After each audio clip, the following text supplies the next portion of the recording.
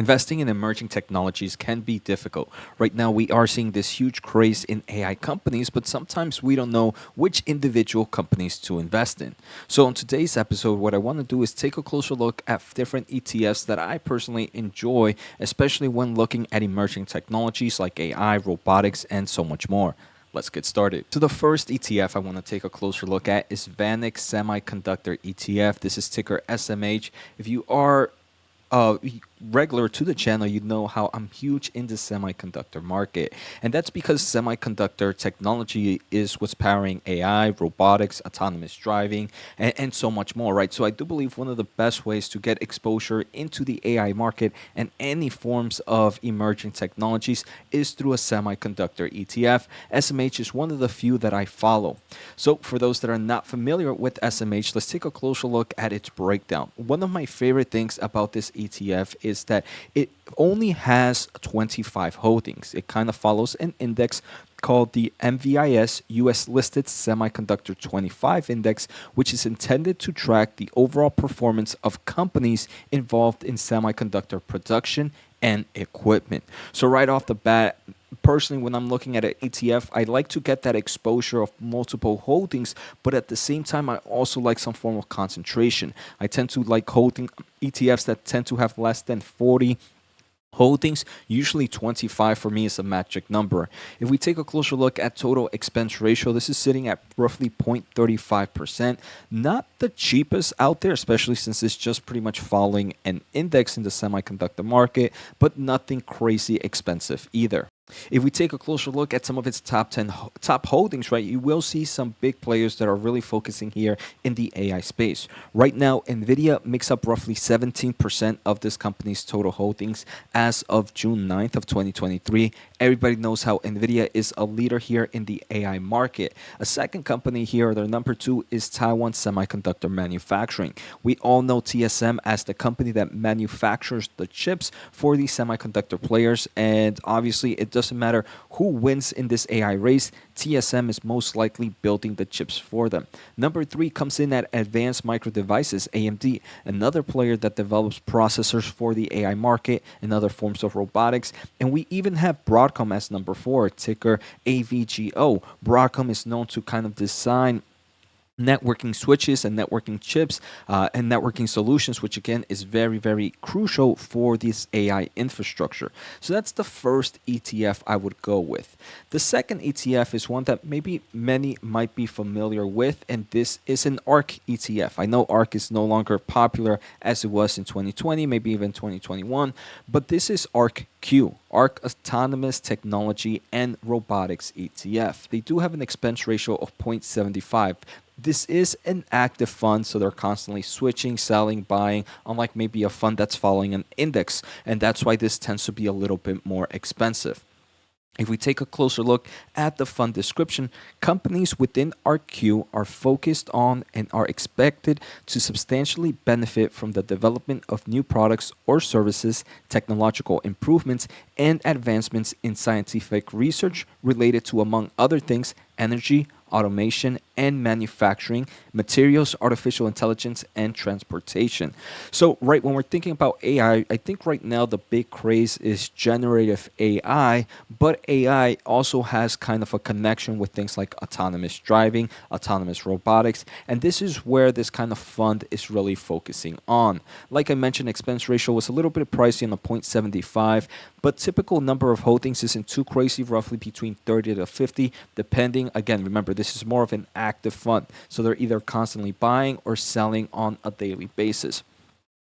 Their number one position is Tesla. Tesla is huge with autonomous robotics, but they also have kind of with autonomous driving, but they also have their Tesla robot, which is going to be in the robotics aspect, and they develop their own silicon or their own semiconductor products to kind of power all these AI solutions. Next, we have Path, which is a company that deals with software robotics, and they also have Kratos Defense and Security, which is a company that focuses in developing technological robotic solutions for the defense industry. So we can see those are some of the top big players here. I can definitely see why certain investors might want it, especially to get that nice exposure to Tesla.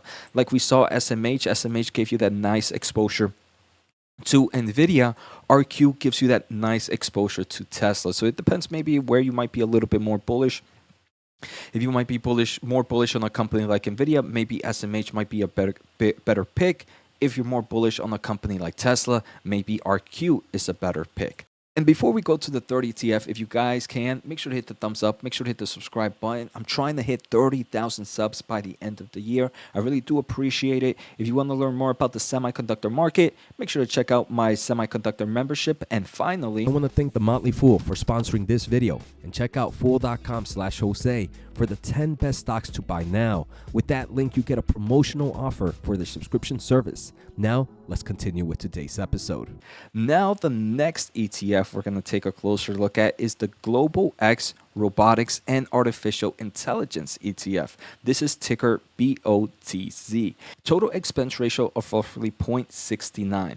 The Global X Robotics and Artificial Intelligence ETF seeks to invest in companies that potentially stand to benefit from increased adoption and utilization of robotics and artificial intelligence, including those involved with industrial robotics and automation, non-industrial robots, and autonomous vehicles. So like I mentioned, right, it does seem like when we think of AI right now, we're thinking of it of more of a generative AI aspect, which is more maybe software based. But AI is also going to be a huge kind of push forward to the robotic industry. Here we can see BOTZ is sitting at 44 holdings at the moment. They do follow index, the Index Global Robotics and Artificial Intelligence DMEC Index. So again, I want to say one thing I'm not too happy about this is even though it follows an index, the total expense ratio is kind of high, 0.69. Nothing too crazy, especially if you kind of want to diversify a bit and not really focus on individual companies. So here we're going to see, I really do enjoy a lot of their holdings. We can see number one is Nvidia with roughly 11% of total portfolio. The number 3, 4, and 5 are ones that I feel not many investors discuss because they're kind of boring.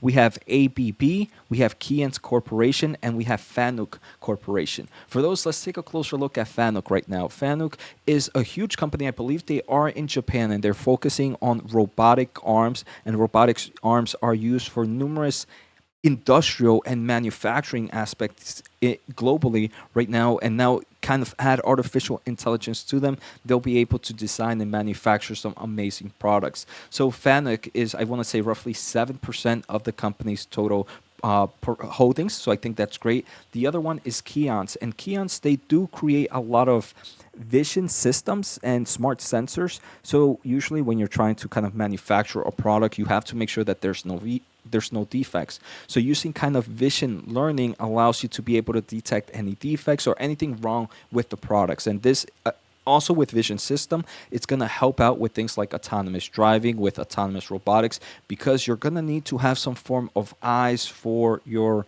robot or for whatever kind of technology you are evolving. And we can see Keyence is definitely a top player here. So I'm really enjoying some of their holdings. If we take a closer look at ABB, ABB is another huge European player in the robotics industry. They also create a lot of robots and controllers. Some of the robots, let me see if I can get a picture of some of them. Some of the robots are huge. They can pick up payloads of over 10 kilograms to some extent. And this one's picking up over 110 kilograms. They have ones that are even able to pick up over 800 kilograms of payload. So we can see this ABB is another big player in the robotics when we take a closer look in the industrial market. All right, the fourth ETF is going to be a curveball I'm about to throw. It's going to be Roundhill Ball Metaverse ETF. And you're like, Jose, the metaverse is over. What does this have to do with artificial intelligence and anything in this aspect?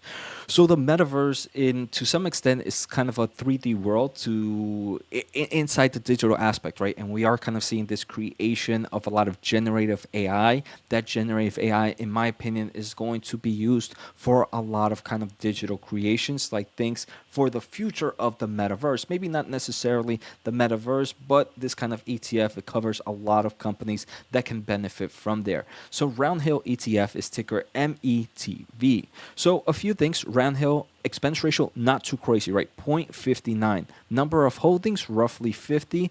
They do mention, if we kind of stay up, that the Roundhill ETF is designed to offer investors exposure to the metaverse by providing investment results that closely correspond to the Ball Metaverse Index.